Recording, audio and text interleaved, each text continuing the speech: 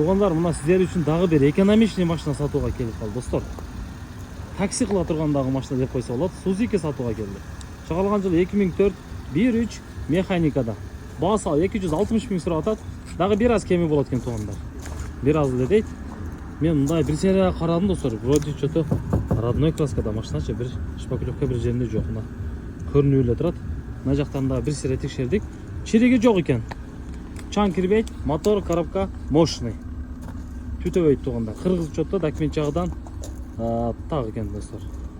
Мына бир багажниги да бар экен. Шпаклевкачы. Мына калган жактары жакшы. Так, төртөө тең электро көтөргүчтө. Төртөө тең иштейт экен, туугандар, бензинде мына. Бул жакта таблолору электронный көрсөткөн мынаке.